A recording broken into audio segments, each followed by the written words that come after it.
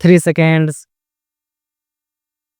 The present appeal by a special leave is directed against the order dated 1st October 2012 passed by the High Court, whereby the learned single judge in exercise of the jurisdiction under Section 439 to read with Section 482 of the Code of Criminal Procedure 1973 has set aside the order dated passed by the learned additional sessions judge Saket Courts, Delhi, who had granted the benefit of anticipatory bail to the appellants in FIR number AA instituted for the offense punishable under Section 420 IPC, registered at Police Station, Defense Colony, New Delhi.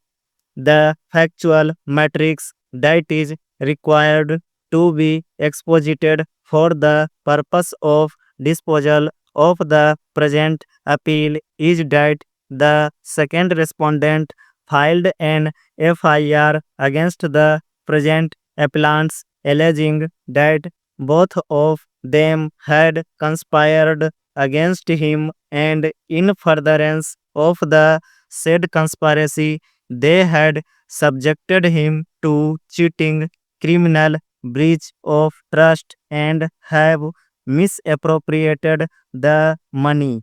As alleged in the FIR, the appellants allured the said respondent to buy a property situated at Lodi Road, New Delhi, for which he paid an advance of rupees 1 crore. As the narration would unfurl, it was apprised by the appellants that the property comprising entire basement floor and entire ground floor with one servant and impartible share of ownership rights in the land underneath would be sold to him, and he will be delivered vacant, peaceful physical possession.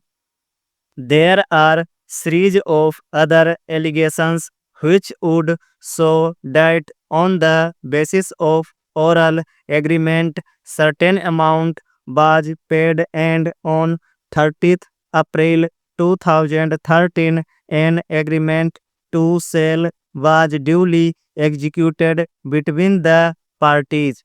It is also the case of the informant that remaining part of the amount, that is rupees 4 crores, was to be paid to the accused persons at the time of registration of the sale deed on or before 26th September 2011. As the allegations proceed, after receipt of the amount, the appellants disputed the amount and delayed the execution of the sale deed. On an inquiry being made, the second respondent came to know that the appellants had entered into an agreement to sell the said property to a third person. That was the foundation to lodge the FIR. After the lodgement of the FIR, the appellants moved an application under Section 438 CRPC for grant of anticipatory bail.